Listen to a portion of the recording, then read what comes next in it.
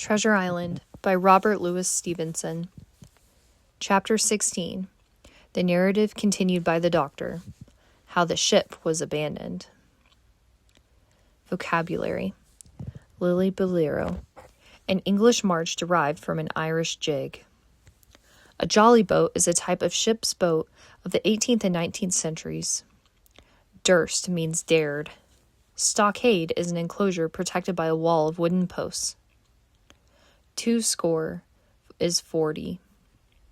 Loophole, a slit in a wall or similar window for shooting a ranged weapon. Musketry, a collection of musket firearms. Paling, a fence made of pointed sticks. Regiment, a unit of armed troops under the command of an officer. Fontenoy, a major battle pitting the British and its allies against the French. Dot and carry one, a phrase used to refer to a heart skipping a beat.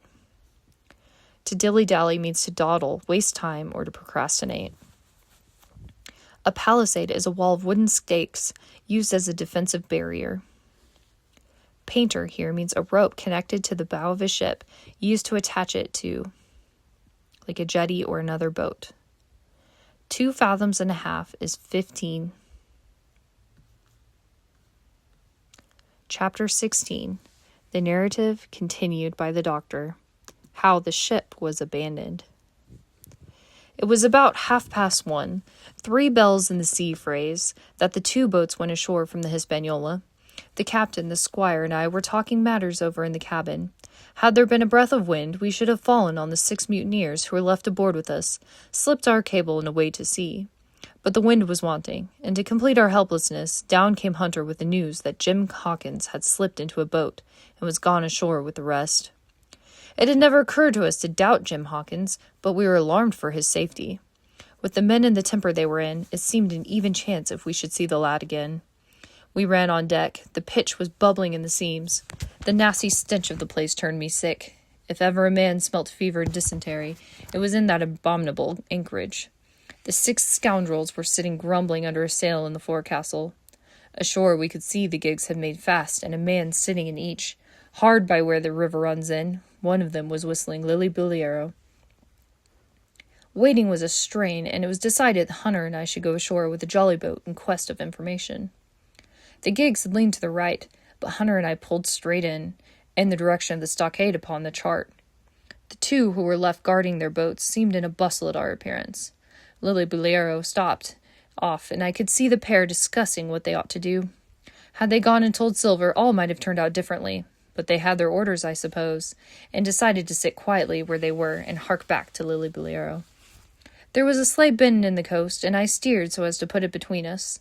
Even before we landed, we had thus lost sight of the gigs. I jumped out and came as near running as I durst, with a big silk handkerchief under my hat, for coolness' sake, and a brace of pistols ready, primed for safety. I had not gone 100 yards when I came upon the stockade. This was how it was. A spring of clear water arose almost at the top of a knoll. Well, on the knoll, and enclosing the spring, they had clapped a stout log house fit to hold 20 of people on a pinch, and loopholed for musketry on either side. All around this they had cleared a wide space, and then the thing was completed by a paling 6 feet high, without door or opening, too strong to pull down without time and labor, and too open to shelter the besiegers. The people in the log house had them in every way. They stood quiet in the shelter and shot the others like partridges. All they wanted was a good watch and food, for, short of a complete surprise, they might have held the place against a regiment. What particularly took my fancy was the spring, for though we had a good place of it in the cabin of the Hispaniola, with plenty of arms and ammunition and things to eat, and excellent wines, there had been one thing overlooked. We had no water. I was thinking this over when there came ringing over the island the cry of a man at the point of death. I was not new to violent death. I have served His Royal Highness the Duke of Cumberland, and got a wound myself at Fontenoy. But I know my pulse went dot and carry one. Jim Hawkins is gone, was my first thought. It is something to have been an old soldier, but more still to have been a doctor. There is no time to dilly-dally in our work, and so now I made up my mind instantly, and with no time lost returned to the shore and jumped on board the jolly boat. By good fortune Hunter pulled a good oar. We made the water fly, and the boat was soon alongside, and I aboard the schooner. I found them all shaken, as was natural. The squire was sitting down, as white as a sheet, thinking of the harm he had led us to, the good soul, and one of the 6 forecastle hands was a little better. "There's a man," says Captain Smollett, nodding towards him. "New to this work. He came nigh hand fainting, doctor, when he heard the cry. Another touch of the rudder, and that man would join us." I told my plan to the captain, and between us we settled on the details of its accomplishment. We put old Redruth in the gallery between the cabin and the forecastle, with 3 or 4 loaded muskets and a mattress for protection. Hunter brought the boat around under the stern port, and Joyce and I set to work loading her with powder tins, muskets, bags of biscuits, kegs of pork, a cask of cognac, and my valuable medicine chest. In the meantime, the squire and the captain stayed on deck, and the latter hailed the coxswain, who was the principal man on board. "Mr. Hand," said he, "there are 2 of us with a brace of pistols each. If any of you 6 make a signal of any description, that man's dead." They were a good deal taken aback, and after a little consultation, one and all tumbled down the fore companion, thinking no doubt to take us on the rear. But when they saw Redruth waiting for them in the sparred galley, they went about ship at once, and a head popped out again on deck. "Down, dog!" cried the captain, and the head popped back again, and we heard no more, for the time, of these 6 very faint-hearted seamen. By this time, tumbling things in as they came, we had the jolly boat loaded as much as we dared. Joyce and I got out through the stern port, and we made for shore again as fast as oars could take us. This second trip fairly aroused the watchers alongshore.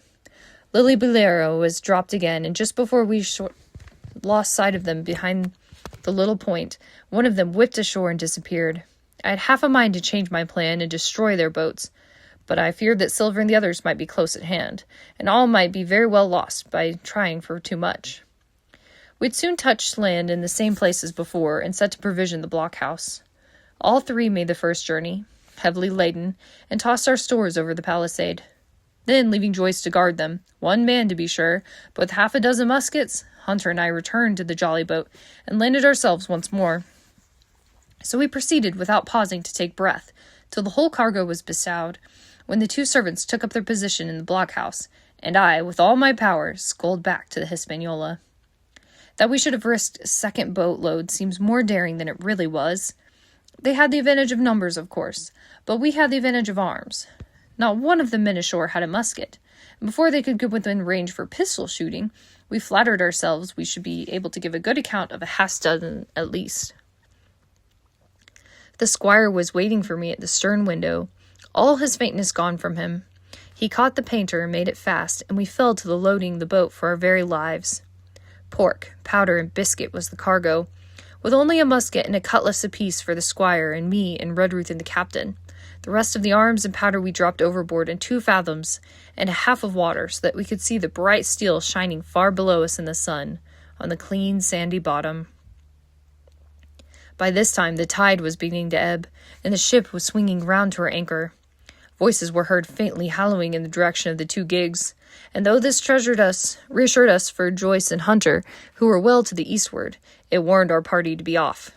Redruth retreated from his place in the gallery, and dropped into the boat, which we then brought round to the ship's counter, to be handier for Captain Smollett. "Now, men," said he, "do you hear me?" There was no answer from the forecastle. "It's to you, Abraham Gray, it's to you I'm speaking." Still no reply. "Gray," resumed Mr. Smollett, a little louder, "I'm leaving the ship, and I order you to follow your captain. I know you're a good man at bottom, and I dare not say not one of the lot of you's as bad as he makes out. I have my watch here in my hand. I give you 30 seconds to join me. Come, my fine fellow," continued the captain. "Don't hang so long in stays. I'm risking my life and the lives of these good gentlemen every second." There was a sudden scuffle, a sound of blows, and out burst Abraham Gray with a knife cut on the side of his cheek, and came running to the captain like a dog to the whistle. "I'm with you, sir," he said, and the next moment he and captain had dropped aboard of us, and we'd shoved off and given way. We were clear out of the ship, but not yet ashore in our stockade.